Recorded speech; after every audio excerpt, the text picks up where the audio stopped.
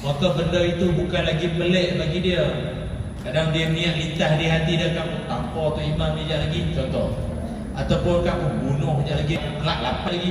Ayat-ayat macam tu saya ingat, sebagai seorang yang semayang siang malam, sebagai orang yang rajin berselawat kepada Nabi dan zikir pada Allah Ta'ala, dan tak sepatut cakap-cakap macam tu.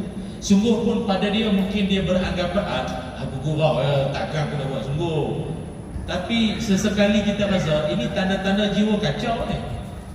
Dah ada rasa niat nak membunuh orang, ada rasa nak kerat lapan orang, ada rasa nak tak tahu dan sebagainya lah. Jadi pada malam ini saya nak berkongsi bahawa dunia makin maju, makin moden sekarang ini, namun cabarannya adalah jiwa manusia sedikit sebanyak makin kacau. Tambahan pula ada dapatan kajian yang saya ambil, ini pun daripada pihak KKM lah, Kementerian Kesihatan Malaysia, ada menyebutkan bahawa menjelang tahun 2020 dan seterusnya, masalah gangguan jiwa, gangguan mental itu adalah masalah penyakit nombor 2 paling berbahaya selepas penyakit jantung. Jantung tak payahlah, nombor 1 lah, dia pegang rekod. Tapi dalam ramai-ramai yang bermasalah jantung ni, antara laki-laki dengan perempuan, menang kat laki-laki lagi. Menang macam mana? Dalam setahun, laki-laki purata 12,000 mati akibat masalah jantung. Perempuan sekitar dalam 6 ke 8,000 saja, tak ramai. Perempuan dia masalah jantung dia tak banyak sangat, pasal dia tak puas hati semua dia cakap. Dia luah lah, dia lepas situ lah. Orang lelaki kan kita bukan tak nak cakap, diam banyak. Itu yang senyap, nampak kan? Malah gaduh, kita malah gaduh. Bila malah gaduh, kita simpan sini. Simpan sini dia macam belon, tiup-tiup-tiup, apa tu meninggal. Jadi kita banyak simpan sini, teram. Perempuan tak ada, yang terlintas di hati tu yang dia cakap. Kadang dia nampak ustaz, dia jumpa depan-depan ni, ustaz dalam TV nampak putih kan? Tak, kita orang lelaki pun ada rasa nak cakap macam tu, tapi kita simpan lah. Dia perempuan tak ada, dia hentam lah kan? Abang asyik bilang baju tu busuk, dia bercakap kan? Kita dalam hati nak cakap kat dia macam tu, tapi nampak gaya kalau kita cakap macam tu, esok makan tengah hari mamak kita. Jadi tu kita malah cakap, diam lah kan, gaduh nanti, payah. Jadi banyak masalah jantung. Nombor 1 itu penyakit number 1. Nombor 2 yang dikategorikan juga sebagai penyakit, juga berbahaya, tapi dia ranking nombor 2. Bahaya juga lah banding AIDS, berbanding demam denggi ke apa kan. Itu adalah gangguan jiwa ataupun masalah gangguan mental nombor 2. Yang mana kalau ikutkan pecahan ni macam-macam lah, dia punya istilah dia. Ada yang disebut sebagai Major Depressive Disorder, MDD. Kalau nenah tu MD2 lain. Ni MDD, Major Depressive Disorder ni maknanya kemurungan. Murung, apa makna seorang tu mengalami kemurungan? Apabila dia terlalu memikirkan satu masalah tu secara jangka masa yang panjang, yang lama.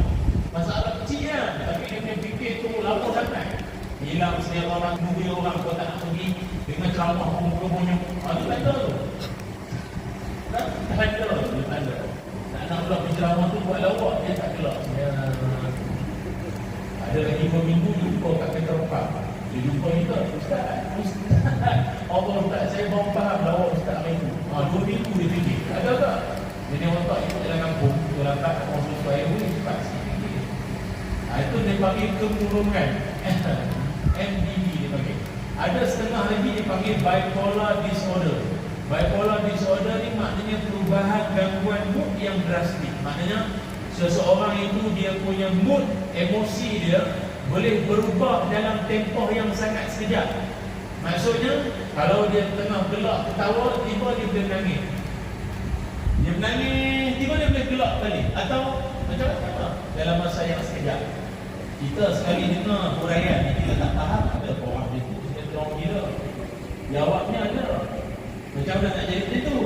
Betul kalau siang malam jenis tengok handphone, gosok telefon tu siang malam. Tak kira lah tengok gelagak orang ke, jual barang ke apa, tak kisah. InsyaAllah lama-kelamaan boleh termasuk dalam keadaan mental. Perubahan gangguan tu. Oh tak ada betul ada orang tengok telefon ke siang malam tengok. Hari video yang lawak, yang kelakar-kelakar suami isteri Palestin kan kita gelak. Sekali main video Palestin, Allah pecah anak hati, bapak hati. Harga barang naik, barang naik. Lepas tu main video lawak dah. Saya ingat 1 jam depan handphone mereng tau. Sewel. Lepas tu jangan handphone tu jangan duk tengok sangat. Berkawan orang. Dia lah ni kita kena mengamalkan penjarakan media sosial. Dulu penjarakan sosial kan? Ni media sosial. Tolong jarakkan sikit. Siang malam sibuk nak menengok tu macam. Kadang boleh jadi sewel.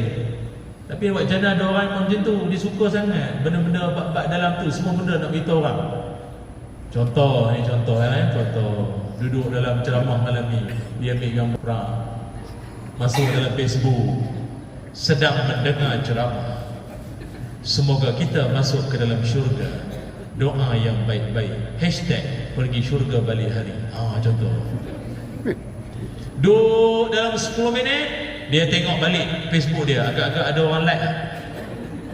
Tak ada orang like, gambar punya cantik, penceramah punya famous macam ni pun tak ada. Apa ni? Tak ada yang like Lah, siapa yang like? Dia sendiri like. Like by you. Sendiri like.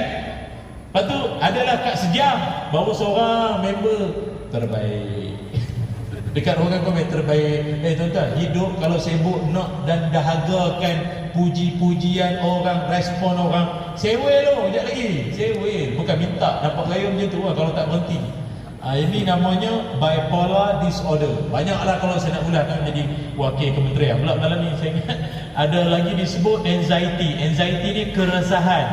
Dia resah, gelisah. Yang kadang-kadang kegelisahan dia tu benda yang tak payah nak gelisah sangat. Kadang anak bagi tahu nak menikah, dia kata mak ingat nak kahwin.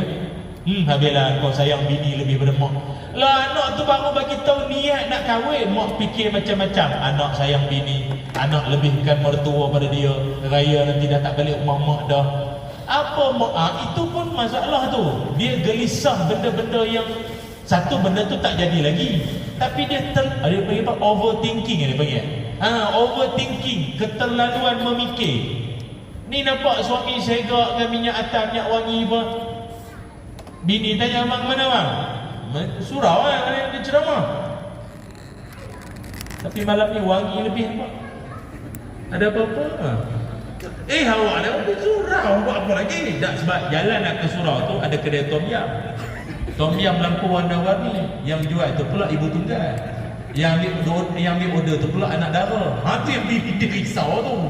Rasa macam nak bubuh kamera, nak poket dia tu. Ni kali cahaya sangat. Keturunan Pak Ma'un. Keturunan Pak Ma'un jadi baca buku sejarah. Dia risau, dia kena sungguh. Tapi bukan orang sini lah. Dia kata orang di Baghdad banyak macam tu. Atau lagi penyakit dia panggil burnout. Burnout ni maknanya letih upaya. Letih upaya akibat kerana menjalani aktiviti yang bersifat rutin. Mengurus anak, ada yang hantar cucu, balik kerja penat. Ada pusingan kitaran hidup tu kadang. Macam tu. Orang lain pun sama juga, tapi dia terlalu rasa macam sampai bila lah aku nak hadap ni semua. Dia macam tu. Lagi-lagi pula yang duduk sebumbung serumah dengan mak mertua. Selamat maju jaya. Lagilah dia fikir bila lah orang tu ni nak mati. Macam tu. Dia fikir kan. Ataupun dia hidup dengan suami, jenis suami dah lah nafkah tak bagi, mulut jahat. Dia kata suami macam Fir'aun, dia kata. Ni pun namanya burnout. Dia hebat ni wartawan majalah 3. Dia punya kamera ni lah. Beli banyak sikit, beli drone, obang sendiri kan. Tak payah ada jalan. Masuk dalam baju ceramah keluar balik tu kan. Jadi dia panggil burnout, letih upaya. Apa lagi? Ada setengah dipanggil, ini paling banyak ni tuan. Namanya suicide. Apa makna suicide? Iaitu manusia yang bercita-cita nak mati terus. Dia rasakan bahawa baik matilah daripada hidup ni. Dan rupa-rupanya Nabi Muhammad sallallahu alaihi wasallam, Nabi rupanya telah menyebutkan akan hal dan keadaan ini. Dulu lagi Nabi dah pernah sebut dah situasi ini. Situasi yang macam mana? Iaitu kelak kata Nabi sallallahu alaihi wasallam, Akan datang satu ketika yang mana manusia itu dia dah rasa macam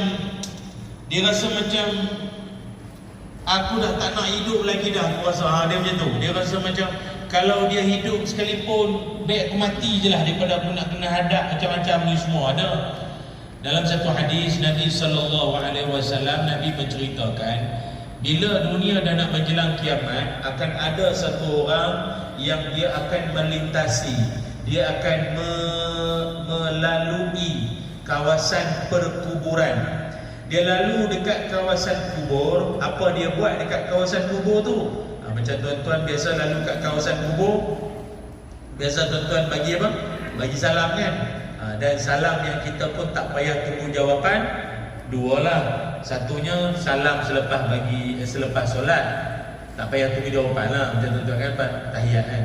Assalamualaikum warahmatullahi wabarakatuh. Tuan-tuan tunggu jawapan kan? Kalau orang lain kita cakap tak jawab dosa kan? Pas semayang tak yalah, yang jawab tu malaikat. Itu memang nak dengar. Assalamualaikum warahmatullahi wabarakatuh. Waalaikumsalam. Mati. Yang jawab tu malaikat baru. Dengan kawasan kubur, tak payah tunggu jawapan. Assalamualaikum ya ahlu diyarul mu'minin wa inna insyaallah bikum lahiqun. Dah. Anak kecil ikut. Habis salah. Dia orang tak jawab pun kau nak dengar ke dia orang jawab. Waalaikumsalam. Lama tak datang, tunggu raya pun datang. Kita orang bersemua sama nanti tak siapa datang baca ni. Jadi Nabi cerita bila nak kiamat, ada orang di kawasan kubur, tengah-tengah dia lalu tu cakap, bermonolog. Apa makna monolog? Bercakap seorang. Kalau cakap dua hala dia panggil dialog. Ini monolog, seorang saja cakap. Apa dia cakap? Apa yang dia bermonologkan? Dia kata apa? Dia kata alangkah baiknya kalau aku di tempat kalian. Dia kata apa? Alangkah baiknya kalau aku di tempat kalian semua. Artinya apa? Dia bercita-cita untuk mati. Ini Nabi sebut dunia nak kiamat, memang ramai manusia dia rasa macam mati itu lebih membahagiakan bagi dia lah. Ini tak sedap, dia tak larat lah. Apa musim PKP hari itu kan, kita tak ada kerja, dibuang kerja, gaji pun separuh, ada kadang tak ada langsung gaji, tekanan hidup, macam-macam lah. Dia rasa daripada aku hidup jadi dia mati. Jadi kita berdoalah kepada Allah, moga-moga kita dan anak cucu keturunan, walaupun kehidupan ini sangatlah susah, sukar, payah, pahit, getir hidup dan pengorbanan, terpaksa dilalui demi kejayaan. Suka kamu bayar. Tak kisahlah apa tu, hadap dalam masalah ni semua dengan hati yang tenang. Kata budak muda sekarang, hidup ni keras. Hidup ni begitu mencabar. Kalau hidup ni tak mampu dihadap dengan hati yang tabah dan gagah, maka jadilah macam-macam jenis manusia yang laporan-laporannya pun kita pun baca dalam akhbar. Ada yang pukul isterinya sampai meninggal dunia menggunakan tumpul besi. Ada seorang suami dia kelar isteri dia sampai mati, dan kemudian anak kecil dia datang nak tahan pun sama, dia rodok anak kecil dia mati dua-dua beranak. Dan akhirnya dia pergi balai polis sama akhirnya. Itu. Dan kadang kita fikir, kau masa kau buat itu kau fikir tak? Tak ada lah ni, kita kata jiwa kacau. Ada lagi tu yang ni kan masa yang kes kejadian kat Johor tu kan, kat Johor Baru, yang seorang lelaki itu bertindak membunuh isterinya dan anak kecil baru berusia 2 bulan. Baby lagi. Dia bunuh anak dia dan isteri dia. Dan kemudian itu dia naik motor pergi ke Permas Jaya dalam keadaan tak berpakaian, sebuah tenang, berkelanjang naik motor. Wah. Yang menyayat hatinya lagi adalah orang-orang saksi-saksi pula ada yang menyebutkan dia ni lah, siapa dia ni, itu yang bunuh, yang naik motor kelanjang tu. Dialah yang bayarkan makanan sarapan kami pagi tadi dekat restoran. Artinya apa? Orang ni bukan orang tak parah, muda, orang akal semua ni kan. Tapi ini kita sebut akhir zaman ni kita tak boleh jangka orang yang kita kenal sebagai seorang yang dahulunya waras, cakap baik, lemah lembut, bermuhasabah betul. Ada kan memang itu? Tak apa nanggu, tak apa. Pasal ramai syaitan Ustaz. So kita okey kita ada saja peringatan disuruh aja kita tahu. Pasal ramai member yang kadang kita kita tak nak cakap, tapi jauh dalam hati kita pun kita setan. Orang nak buat baik kau halang, orang nak buat baik kau racun. Kau ni memang betul lah. Kalau ulama kali ya. Baik itu muslimin muslimat yang dirahmati Allah sekalian. Jadi oleh kerana itu, bagaimana agaknya kita nak mengenal pasti adakah yang duduk dalam surau kita pada malam ini tergolong dalam kalangan manusia jiwa kacau. Hari malam ini saya akan kongsikan berdasarkan pendapat, ulasan, uraian para alim ulama, insya-Allah. Jadi jangan ke mana-mana, kita baru masuk lagi. Daripada tadi ini baru intro, boleh tuan? Intro. Macam tak panggil dah lepas ni nampak saya. Muslimin muslimat yang dirahmati Allah sekalian. Kalau kita sebut berkait tentang soal hati, boleh kes bully, tuan-tuan cuba tengok budak-budak yang bully orang. Tak kira lah dia bully, dia bunuh dengan cara apa pun.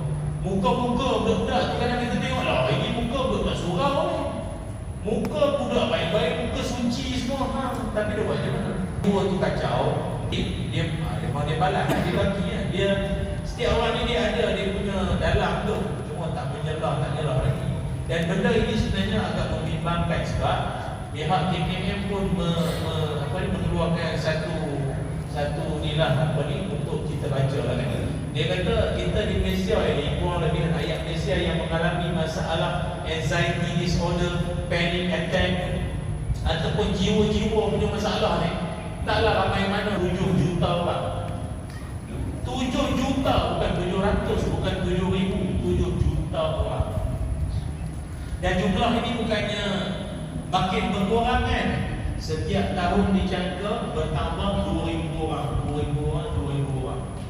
Dan lebih menyayat hati lagi, kebanyakan yang masalah jiwa ni bawah usia 30 tahun.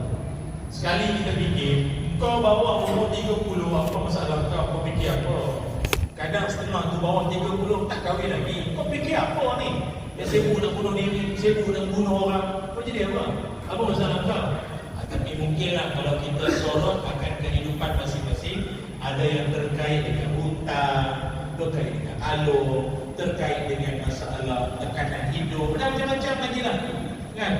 Lepas tu saya ingat kalau lah ada anak cucu keturunan dia ada cadangkan nak ke arah itu tu, bawa-bawa lah dia mari kita datang ke rumah Allah. Pasal dalam satu ingatan ayat Quran, tak silap saya surah An-Najmi pun tuan cek balik kan, Allah Ta'ala ada menyebutkan, apa kata Allah, mana-mana manusia yang jauh daripada Quran, jauh dari Quran, jauh dari ingatan agama, dah lama agaknya tak dengar Quran, ceramah, tazkirah, nasihat, hadis-hadis Nabi, pesan-pesan ulama. Apa jadi? Kata Allah, nuqayyid lahu syaitana fahuwa lahu qarin. Kami akan tetapkan bagi Muhammad tu akan adanya setan sebagai qarin, sebagai pendampingnya. Allah sebut, siapa yang menjauhkan diri dari Al-Quran, jauhkan diri dari tazkirah, jauhkan diri dari nasihat-nasihat agama, rasa benci, keluar, menyampah, tak naklah dengar ceramah-ceramah, bosan, boring, tak nak dengar. Bagus, engkau buat perangai macam itu, Allah kata apa? Kami akan tetapkan untuk kau. Muqayyid ni maknanya Allah akan allocate kan setiap orang yang perangai macam itu, syaitan sebagai pendamping, BFF, best friend forever. Jadi member rapat dia. Adalah orang macam ni kadang kita tengok, dah member dia syaitan, cakap macam syaitan, perangai macam syaitan, memang syaitan lah. Dan ayat ni bagi saya tak kasar, sebab syaitan ni siapa dia? Syaitan bukan makhluk kan? Tanya masalah apa? Syaitan bukan makhluk. Syaitan itu sifat. Syaitan itu sifat. Syaitan dari kalimah syaitanun, gabungan huruf itu. Syaitan, syutun. Apa makna syutun? Jauh. Apa itu syaitan? Makhluk atau perangai yang menjauhkan orang dari Allah. Adakah ini? Ayalah, kan. Saya ada ni, boleh. Tak tu pun, buat YouTube lah. Syaitan. Lepas tu saya ulang ni sekali, syaitan bukan makhluk, perangai. Perangai siapa? Minal jin wan nas, dari kalangan jin dan manusia. Jin yang jahat setan, orang yang jahat pun setan. Selesai. Aku kalau jadi kau, aku tinggal je bini macam tu. Cerai lah, kau cerai lah bini macam tu. Kalau aku jadi kau lah, kan? Kita kan member je, aku tak sanggup member susah hati jadi kan. Kalau aku jadi kau lah, aku cerai lah bini macam tu. Dari perempuan yang perempuan, setan. Itu setan. Itu tak kan? Jiwa, hati, berkuah kan? Tapi kalau nak diikutkan, elemen paling penting dalam tubuh badan manusia ini tak lain tak bukan adalah hati. Sebab Allah Ta'ala sebut dalam Quran, A'udzubillahi minasyaitonirrajim, Ya ayyuhalladzina amanu taqullah, Ya ayyuhalladzina amanu taqullaha haqqa tuqatih wa la tamutunna illa wa antum muslimun. Hei orang beriman, bertakwalah kau pada Allah dengan sebenar-benar takwa, dan jangan kau mati melainkan mati dalam Islam. Surah Ali Imran ayat 102. Para ulama tafsir mengulas akan ayat ini. Kata para ulama, mati yang paling bagus adalah mati apa? Mati dalam iman. Itu kan Firauni cakap, mati tersinggung. Mati itu, mati dalam iman. Mati dalam iman itu adalah mati yang terbaik sekali. Sebab yang kita pun doa, Allahumma ahdina bil iman wa amitna bil iman. Kan? Ke bil follower, bil likes, bil subscribe, kan? Bil fulus, lagi tak kan? Ya Allah, hidupkan aku dengan iman, matikan aku pun dengan iman. Maka orang yang paling terbaik sekali adalah kalau dia ada iman sama takwa dalam hati dia. Sebab apa ni, salah satu pesan apa yang diri nama khatib, alamat tak sebut khatib, kan, apa nama ni, yang tinju tu apa tu, khabib kan, khabib, oh dia khatib, lain khatib lebih kuat. Tapi dia punya kesan lain juga. Khabib tu dia tunggu orang semua tertunduk. Khatib pun sama juga. Khatib dia tahu kita semua tunduk. Hidup. Masa nak hormat tahu merah betul. Dia khatib kan salah satu yang menjadi rukun, benda yang dia mesti kena sebut, wajib kena sebut apa dia? Pesan takwa kan. Ittaqullah, bertakwalah engkau kepada Allah. Kalau seseorang anak muda yang datang semayang Jumaat, dengar khatib berkhutbah, kalau dia start semayang Jumaat umur 15 tahun, kalau usia dia sekarang usianya 50 tahun, maknanya dia sudah mendengar kalimat takwa 1560 kali kalau dia tak miss satu Jumaat. Ribuan kali dia dengar takwa. Itu khutbahnya, yang belum ceramah tazkirah apa lagi. Letaknya di mana? Locationnya di mana? Sedang, Balakong, Seri Kembangan, mana letaknya? Bagi jawab Nabi, at-taqwa ha-huna. Nabi ulang lagi, at-taqwa ha-huna. Takwa sini duduk. Takwa duduknya di sini. Mana? Hati. Maka sebab itulah kita sama-sama diserukan dan diajarkan supaya dalam banyak-banyak elemen pada badan kita, hati ini adalah elemen paling nak kena jaga sebaik-baiknya supaya tak menjadi jiwa kacau. Sebab itu Nabi SAW, Nabi ini antara doa yang favorite. Favorite ni maknanya doa kesukaan. Sesibuk mana Nabi pun, dua doa ni Nabi takkan pernah tinggal. Apakah dua doa tersebut? Ini riwayat daripada Ummu Salamah. Siapa dia Ummu Salamah? Salah seorang isteri Nabi Muhammad SAW. Apa dia? Nabi punya doa, Nabi sangat suka akan dua doa. Pertama sekali doa yang Nabi sangat suka adalah Rabbana atina fid dunya hasanah حسنة وفي الآخرة حسنة وقنا عذاب النار. Itu doa juga dikenal sebagai doa sarwa jagat atau doa makan kiri kanan. Maknanya dunia pun kau nak, akhirat pun kau nak juga kan. Kalau kita ikut mutawif masa tahun depan, lepas pencet ubah, kan? Masa Ramadan bagus, lepas Ramadan balik. Faham tak? Pergi Mekah, rajin pergi Masjidil Haram. Balik Mekah, haram pergi masjid. Kan itu, terbalik, faham tak? Itu maksudnya. Jadi Nabi nak ajar kita, engkau jangan pernah confident, engkau jangan confident. Engkau jangan pernah rasa confident bahawa engkau terselamat daripada hati yang berbolak-balik. Jangan.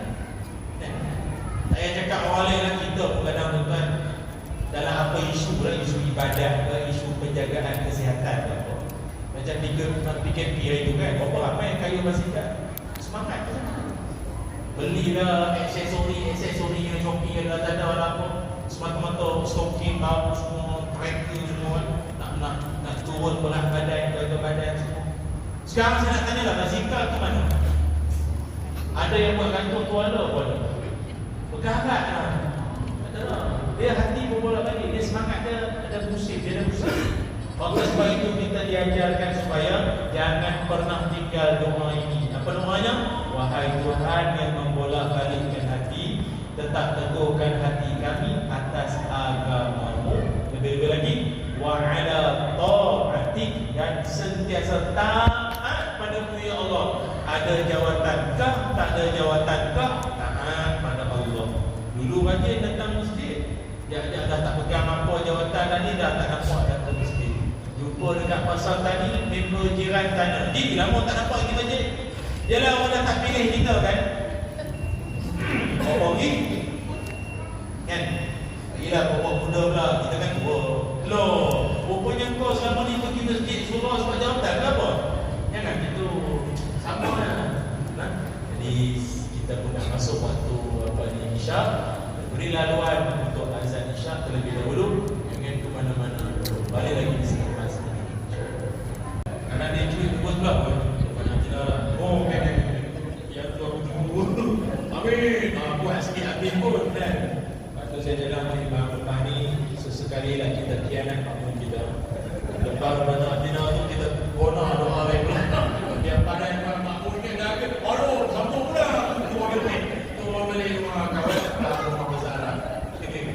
Yang keduanya, doa yang sangat Nabi suka adalah selain Rabbana Atina, adalah doa, saya nak kita pun dah biasa amalan semua depan ni, kita tahu yang Nabi pun suka, dengan kita pun amalkan dan jangan kita tinggalkan. Apa doa dia? Ya muqallibal qulub sabbit qalbi ala dinik. Wahai Tuhan yang membolak-balikkan hati, tetap teguhkan hati kami atas agama-Mu. Amin ya rabbal alamin. Cuma adalah sahabat dia tanya, dia kata, ya Rasulullah, amanna bika wa bima jita bihi, fahal takhafu alaina. Dia kata, ya Rasulullah, kami ni kan orang yang beriman kepada Allah, kami kan beriman kepada-Mu ya Rasulullah. Jadi apa nak bimbangnya? Kan doa tadi kan berbunyi, wahai Tuhan yang membolakkan hati, yang menterbalikkan hati, membolak-balik hati, tetap teguhkan hati kami kan. Jadi sahabat tanya, Rasul, kami kan beriman kepada-Mu, beriman kepada Allah. Jadi apa nak bimbang? Bolak-balik apanya? Apa jawab Nabi? Nabi kata, na'am, innal quluba baina usbu'aini min asabi'illah yuqallibuha kaifa yasha. Nabi kata, sesungguhnya hati jiwa manusia ini berada di antara dua daripada jari-jari Allah. Tapi kalau dah bunyinya jari Allah ni, janganlah kita bayang Allah tu ada jari macam kita dah. Ni nak bagi faham saja. Kalau perumpamaan, kalau dah dua jari macam ni, tengah-tengah ni hati, terbalik itu macam ni. Macam tu.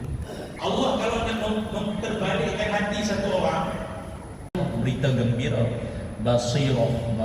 Ni ada dalam Quran ni, ada cerita tentang basirah ni. Kita boleh rujuklah surah Isra ayat 72. Dia manusia ni kan, mata dia ada macam-macam jenis. Mata ni ada macam-macam jenis. Dulu sekitar tahun 1997, tak silap saya, ada satu lagu nasyid Dendangan Kumpulan Hijaz. Saya tak pandai lah nasyid macam tu Kumpulan Hijaz, saya ni hijack lain. Lagu dia lebih kurang macam ni lah. Dia kata, pandangan mata selalu menipu, pandangan akal selalu tersalah, pandangan nafsu selalu melulu, pandangan hati itu yang hakiki, kalau hati itu bersih. Lagu ni sangat mendalam maksud dia. Kalau nak dengar lebih-lebih kena bayar tiket lain lah.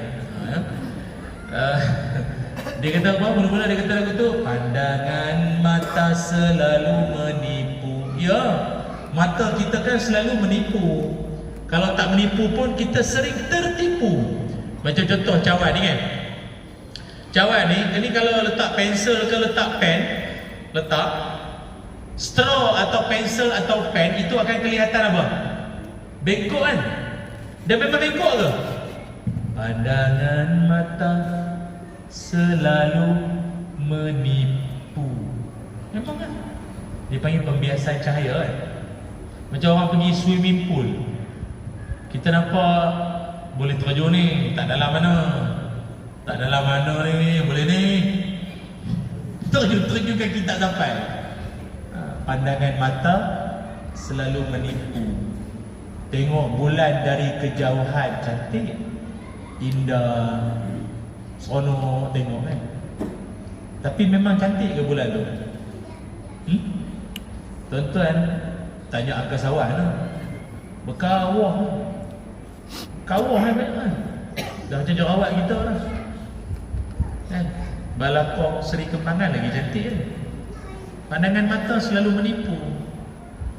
Tambah melihat orang. Tuan-tuan kalau nampak orang cantik sangat dalam TV ke apa, tak payahlah. Kami yang duduk depan kamera TV ni, kami tahu lah macam mana dia buat. Pandangan mata selalu menipu. Sekali tuan-tuan tengok dia tengah beli sayur kat pasar tani loh. Ni bukan yang pelakon tu ke apa? Make up. Dan dulu saya pergi Korea sekali. Tuan-tuan tahu kan, orang Korea kan hanya sayur tu kan kamsamida tu. Dia orang kan anak-anak muda kita kan tergila-gila sangat. Opak-opak lah, apa handsome, perempuannya cantik-cantik kan. Ada lah tu kat asli semua tu. Saya pun masa kat Korea masa tu ada pemandu pelancong tu, saya sajalah sembang ada. Sebab dekat taman tu memang nampak cantik semua, yang perempuannya, yang laki-lakinya, macam tengok dalam TV. Saya kata kat dia, memang orang Korea ni cantik-cantik kan, tengok semua tu. Kata pemandu pelancong tu, dia kata ini semua selepas renovation. Dia kata dia orang ni semua lepas renovate semua ni kan? Tambah dapur, extend ruang tamu, tambah sikit posh, hidung bagi mancung, dagu tarik bagi panjang, mata bagi celek. Dia kan mata sepek semua kan? Dia bagi celek sikit mata tu, nampak kulit bagi ni, ketiak tembak bagi putih. Mana ada asal semua. Pandangan mata selalu menipu. Tak payah nak tertipu sangat tuan-tuan tapi boleh cakap je lah. Tuan-tuan pun kadang tengok pembaca berita apa lama tu, comel sangat kan, senyum depan TV tengok pembaca berita perempuan tu. Bini datang tengok, bang apa yang seronok sangat berita tu, senyum nampak. Padahal berita banjir, dia senyum tengok. Bukan banjir tu, pembaca tu salah kan? Tak padan kepiah atas kepala tu kadang tu. Tapi yang penting mata sering menipu. Pandangan akal selalu tersalah. Dulu ada orang kata manusia berasal dari beruk, dari monyet. Mana ada akhirnya pandangan itu salah. Dulu kata dunia ini, bumi ini mendatar. Dulu orang kata bumi ini mendatar, jalan sampai ke ujung jatuh. Kali orang buat kajian demi kajian, mana ada bumi ini sfera bentuknya. Banyak lagi lah. Pandangan akal selalu tersalah. Pandangan nafsu selalu melulu. Apa melulu? Hantam saja. Halal haram dia tak kira. Jadi manusia kalau hidup bertuhankan nafsu, sama macam binatang. Binatang mana mempedulikan halal haram? Kambing, lembu, makan rumput. Ada dia kisah rumput tu ada cok halal jakim. Ada lembu masa dia nak makan rumput, ni halal tak halal ni. Tak ada makan. Jadi kalau kita jenis perangai halal tak halal ni balut, lembu dia kurang perangai. Tu pandangan nafsu melulu, hantam saudara. Tapi pandangan paling terbaik sekali, number one, itu namanya pandangan basirah. Basirah ni apa? Pandangan mata hati. Pandangan mata hati itu yang paling terbaik. Kenapa? Wa man kana fi hazihi a'ma fahuwa fil akhirati a'ma wa adallu sabila. Dan sebaliknya, siapa yang berada di dunia ini dalam keadaan buta mata hatinya, maka akhirat nanti pun juga dia akan buta dan sesat jalan. Ini Allah sebut surah Isra ayat 72. Allah sebut ni, di dunia lagi dah ada orang buta mata hati. Engkau dunia dah buta dah mata hati kau, akhirat lagi kau akan buta nanti jalan ke akhirat. Entahlah dapat syurga ke tak, itu semua kembali pada ketentuan Allah je lah. Tapi dapat kaya tak tahulah, ada harapan ke tak. Tapi kita sementara masih hidup di dunia ini, ulama telah menggariskan beberapa tanda-tanda manusia yang buta mata hati. Memang jiwa kacau lah orang ni. Apa tanda dia? Tiga tanda. Tiga tanda orang yang buta mata hati, atau dalam kurungan memang berjiwa kacau lah ni. Siapa dia? Yang pertama, number one. Dan yang saya akan cakap ni pun tuan-tuan jangan pula ambil tuju ke orang. Ciri-ciri yang semua saya sebut ni, aku rasa ni yang Ustaz sebut ni macam haji tu kan. Kau ingat tak dia apa masalah orang cerita ni muhasabah diri sendiri yang sibuk tengok orang. Tanda orang jiwa kacau. Yang pertama, apa tanda dia? Pertama sekali, orang jiwa kacau, tanda dia ialah hatinya tak pernah tersentuh dengan Al-Quran dan nasihat-nasihat daripada Nabi. Tak tersentuh. Kenapa saya cakap macam tu? Sebab Allah sebut dalam Quran. Kata Allah, "Fazakir bil Qur'ani man yakhafu wa'id." Kata Allah, berilah peringatan kepada mereka dengan Al-Quran dan takut akan janji azabku. Ini dalam Quran surah Qaf ayat 45. Surah Qaf ayat 45. Surah Qaf ni pun antara surah kegemaran Nabi ya. Nabi suka juga baca surah Qaf. Jadi tanda yang pertama apa dia? Orang jiwa kacau ni dia tak tersentuh pun. Ramai orang macam ni tu kan. Ramai bukan tak ada, ramai orang yang dia tak suka lah dengan nasihat-nasihat Quran, dia tak minat. Dia jadi jemu, dia boring, dia bosan. Bukan tak ada je kadang jumpa kita, dia kata, "Ustaz, saya masalah hidup banyak. Saya ni, Ustaz, saya punya jiran, mak mertua, bos, pejabat, kawan, member, ini grup WhatsApp." Maknanya dalam hidup dia yang baik dia je lah. Kan, mak mertua tak guna, jiran sihir, kawan jahat, ini santau semua. Yang baik dia je lah. Kita pun dengar je, oh ya ke, ya. Jadi Ustaz, tolong Ustaz bagi saya nasihat sikit Ustaz. Saya dah jiwa saya dah tak tentu arah dah ni. Bagi saya nasihat sikit. Saya pun baru bismillah baru nak nasihat ni. Ustaz ni. Tapi sebelum Ustaz nak nasihat tu, saya nak beritahu lah. Kalau boleh Ustaz tak payahlah suruh saya semayang taubat, zikir, istighfar, banyak-banyak bersabar, suruh bersedekah. Tak jalan. Saya buat lah, tak jadi ya.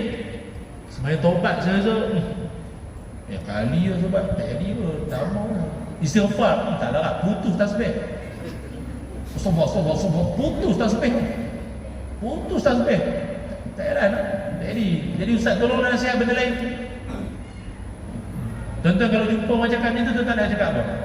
Selain benda rendah nak kolok. Habis ayat.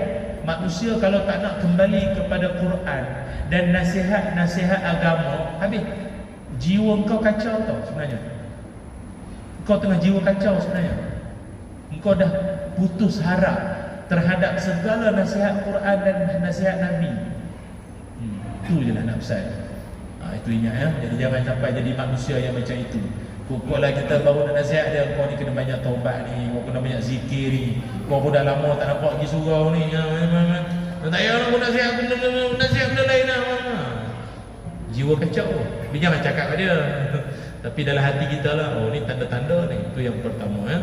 Sebab orang kalau penyakit benda lain nampak simptomnya kan. Orang kena Covid kan, hilang deria rasa, sering demam, batuk, sesemua. Itu simptom. Ni simptom orang jiwa kacau ni ya. Tak suka Quran-Quran ni semua, tak nak dia, tak minat. Saya ingat kalau suruh dia baca Quran pun tak nak, muak. Bismillah. Oh, menguat. Boring ya. Tapi kalau ajak membawa mengutuk, celik mata pukul 3 pagi kan, dia tarik secawan tak habis lagi. Oh dia minat tu, dia cargas.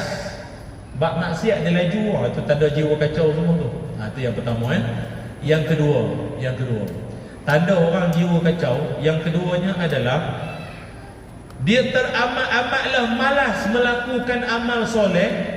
Dan bukan setakat dia malas melakukan amal soleh, meremehkan amal soleh pula. Meremehkan. Ni ulama sebut. Sebab apa? Dalam Quran surah At-Taubah ayat 54 kata Allah, ada manusia yang dalam kalangan jiwa-jiwa bermasalah ni, dia orang ni jenis apa? Kata Allah, wala yatuna salata illa wahum kusala wala yunfiquna illa wahum karihun.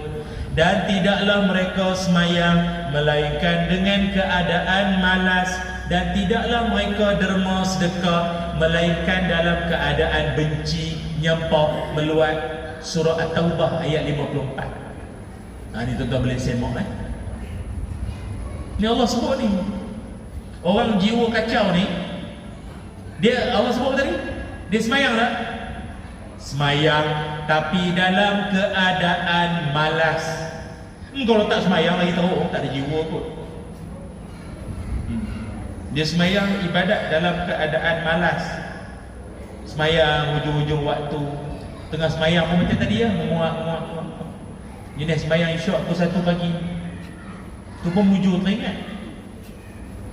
Atau kadang semayang subuh, semayang isyak lagi 5 minit nak subuh.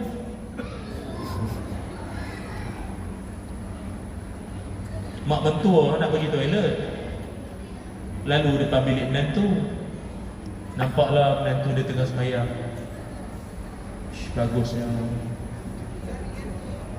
Bagusnya menantu aku. Sekali bini cakap, kenapa mak? Tak, laki kau bagus semayang tengah malam tahajud. Tak ada mak, isyak. Loh, isyak 5.50 pagi isyak. Jiwa kacau. Dia senang lah, itu tanda lah. Saya nak bagi tanda lain pun kan tak tersampai pula. Macam itulah tanda dia. Tuan-tuan tengoklah, tuan-tuan dalam hidup ni bab ibadat malah. Kalau tuan-tuan ada malah ni, jiwa kacau lah. Bab ibadat malah, bab maksiat cargas. Selesai. Suruh baca Quran, ya Allah, dia punya mengantuk. Kadang tu orang kita ajak tadarus apa kan, baca Quran. Jom baca Quran, kita semak terjemahan. Jom baca Quran. Jom. Ya, betul. Dia baca. Engkau kalau aku ajak karaoke 5 lagu tak cukup ke tahu? Karaoke jamban tak apa, selagu RM1.5 kan. Tahu ustaz cakap pengalaman, member cerita. Kadang tu kenduri kahwin, kau nyanyi dah lah sumpah mamam betul tak? Kita orang makan nasi berani ni, keluar nasi pun dengar betul tak? Punya menyampah dengar. Duduk pula tepi speaker, nyanyi dah lah tak sedap. Nyanyi 5-6 lagu, muka tak pernah nampak ke masjid. Suruh azan tak nak, suruh azan dandan, kolera, TB, batuk kering, semua datang macam tu. Covid semua tu. Malas betul lah. Engkau kalau pemalas buat ibadat, engkau jiwa kacau. Tu je lah kesimpulan budak. Lepas saya cakap, Allah sebut lah surah Taubah ayat 54. Kalau tuan-tuan kau tak pernah jumpa ayat ni, saya bagi tahu ni lah ayat dia. Dan bukan setakat itu, Allah Ta'ala siap sebut lagi, bukan setakat dia pemalas buat baik. Kalau dia sedekah sekalipun, dia sedekah dalam keadaan apa? Dia sedekah dalam keadaan wahum karihun. Dia sedekah tapi dalam keadaan benci. Mek. Malas. Minta. Mek. Banyak baca lagi. Ambil lah, kau minta sangat, ambil lah. Kalau sedekah macam tu, baik tak payah bagi. Kan? Nampak sangat benci. Dia lain. Macam kita kan terpaksa lain. Kalau terpaksa ni dia macam, aduh. Kan? Kita tengah nak makan di restoran dengan jubah, kopiah, biji tasbih di tangan, buku Yasin sebelah. Orang yang tak pergi masjid tu bagi kat budak tu RM10 tu. Lepas tu budak tu mai kat kita, Assalamualaikum Haji. Oh, Haji dia bagi. Padahal tak pergi haji kan. Tapi dengan kopiah jubah tu kan. Haji semangat sikit. Kita pun ramai pula tengok kan. Aduh, yang buku Yasin, tasbih, kopiah tak kepala takkan tak bagi. Bagi je lah. Dia tutup sikit kan. Oh, tapi mulut kau tak betul, cerita lain. Tapi yang dimaksudkan ini, dia benci sungguh. Dia benci. Tak payah bagilah tuan kalau macam tu. Takut nanti tak ada pahala nanti. Benci. Lepas tu mulut pula tu mengata budak tu pula lagi. Kata pemalas lah budak ni lah apa macam-macam. Janganlah. Dan lebih teruk dan dahsyat lagi adalah orang yang jiwa kacau ini, dia meremehkan amal soleh tu pula. Dia meremehkan amal soleh. Apa makna meremehkan? Dah, kau tak nak buat. Kau tak nak buat, lantak kau lah. Itu atas kau lah. Tapi kau tak payah meremehkan orang. Kan? Member tu ajak pergi semayang. Jom pergi masjid jom. Alah, ramai-ramai masuk syurga, siapa nak pergi neraka?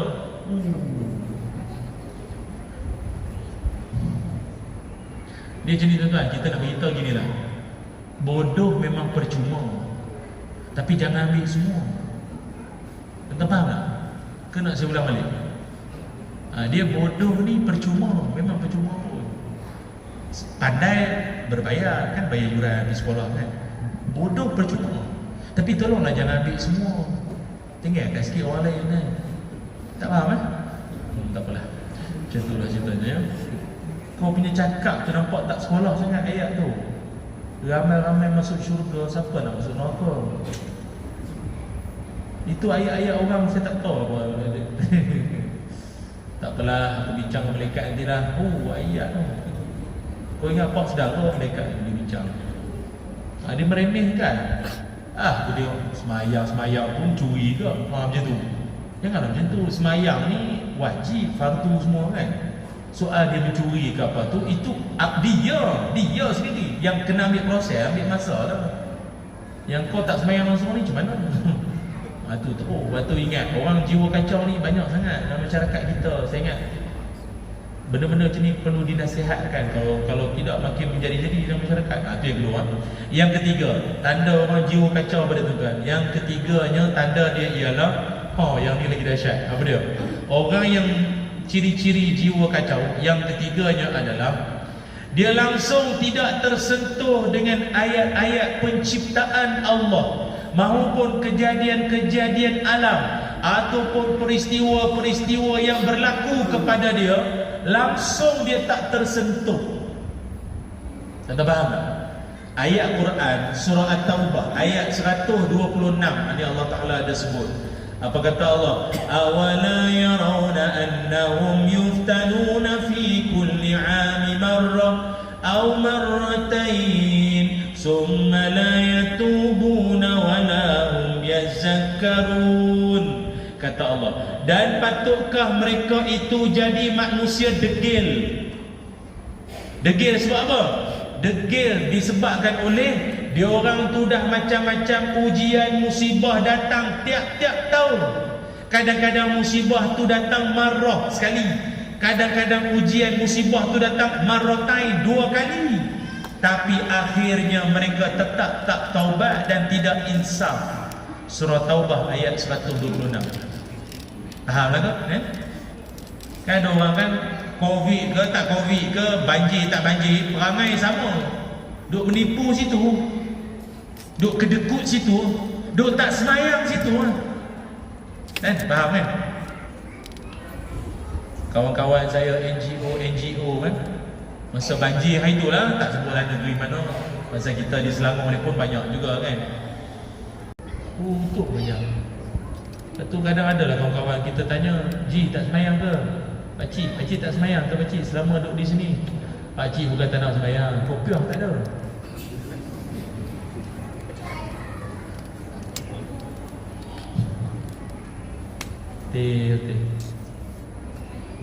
Tu setara banjir tu, kau tak insaf lagi, rumah hanyut. Dah kan, patutnya kau dah kena musibah, dia punya insaf tu lain. Barangkali lah aku ni dah lama tak pergi masjid, ataupun aku tak bayar zakat agak tu ni, itu yang Tuhan bagi kafarah ni, nak aku dosa. Tak boleh. Aku kena makin memperdekatkan diri aku kepada Allah ni. Nampak gaya lah, tak boleh lah nampak gaya macam ni. Patutnya dah. Itu tak kira lagi tuan-tuan yang mencuri. Ya Allah, makin musibah datang patut jadi baik patutnya. Curi pun ada. Saya tak tahu lah surau kita ni, tapi macam masa Covid itu kan, ada setengah-setengah masjid dia buat gerobok rezeki. Kan, gerobok rezeki kan. Gerobok rezeki tu kan dia orang letak apa nama ni? Barang-barang runcit, telur, roti, barang-barang keperluan untuk orang-orang yang bermasalah, tak ada sumber pendapatan ke apa kan, anak kecil ke apa, ambil lah, silakan, percuma ambil. Dia ambil sungguh dia ambil. Telur tu sepapan dia ambil tau. Tak, kawan saya tu imam, dia orang kan ada kamera, nampak lah. Pas muka dia, pas muka dia, pas dia. Tak, engkau ni tahulah, patutlah kan kita ni dalam hidup nak tahu kita ni orang perangai macam mana. Bila diuji baru nampak perangai. Tengah duduk tenang macam ni, mana kita tahu perangai masing-masing. Cuba makanan tak cukup sekejap lagi, nampak? Oh, dia ni jenis perut dia tak fikir perut orang lah. Kari pak ambil sampai 3 biji. Poket baju Melayu kan 3, 1, 2, 3. Tengah semayang isyak, kari pak tu jatuh kari pak tu golek. Kawan yang rokok tu nampak, oh betul aku tak dapat. Dia ambil lebih, baru nampak perangai. Itulah dia. Duduk dalam masjid, oh sedap zikir wirid dia. Astagfirullah, Masya Allah, Subhanallah, Allah, Masya Allah, Subhanallah. Sekali selipar hilang pula sebelah. Setan tu yang selawat, yang zikir, yang hilang semua. Oh, ibu hilang. Yang ustaz kata setan tu memang ini setan. Mana setan ni, mesti ekor panjang ni. Ini mesti yang ekor panjang ni. Geram menyampah tu aku. Ni aku malas datang masjid ni. Kan? Ya, manusia ni dia tu Tuhan cakap. Orang kau akan nampak dia ni perangai dia bila kena macam ni kan. Dan orang yang jiwa kacau, mari musibah apa pun tak tersentuh hati dia. Tak ada rasa nak kembali bertaubat, tak ada rasa kembali nak insaf. Saya cerita ni habis sini lah tuan-tuan. Habis ni pun zoom kamera. Dulu ada satu orang hamba Allah ni. Dia ni kerja pasang jubin. Ni pasang tai, rumah-rumah orang kan. Dia orang kampung. Dia ambil upah pasang tai rumah orang ni. Tapi itulah, rumah orang ni tak siap, dia pergi buat rumah orang lain. Itu kan biasa. Job kau ambil banyak, tapi tak siap. Pekerja tak nak ambil ramai, jadi nak pula seorang macam tu. Buat rumah ni tak siap, dia pergi buat rumah orang lain. Rumah orang lain tu tak siap, dia pergi buat rumah orang lain. Sudahnya ini tak siap, tapi duit dah ambil lah. Ambil siap-siap. Ambil siap dah. Bukan deposit lagi lah. Memang duit full payment. Dia kata kalau tak bayar full, kita tak buat kerja. Habis saya nak beli simen bagai semua macam mana? Upah budak saya dia ambil semua. Oh ini tak sihat, tu tak sihat, tak. Lah. Raya dah dekat, orang kampung mengamuk lah. Tahulah orang rasa dizalimi ni kan, mulut pun boleh tahan. Aku doa sumpah dia mati celah tayar lori. Moga dia mati tu petir dah semua lah. Dia ni macam-macam lah. Mati keluar duri, mukuk mulut lah, macam-macam. Jadi baca mastika banyak kan, mati keluar ulat ke hidung semua. Tapi akhirnya doa orang dizalimi ni jangan main-main. Tuan-tuan kalau buat servis apa-apa jangan tipu orang. Kalau rasa tak mampu buat, baik tak payah ambil berawal. Bahaya.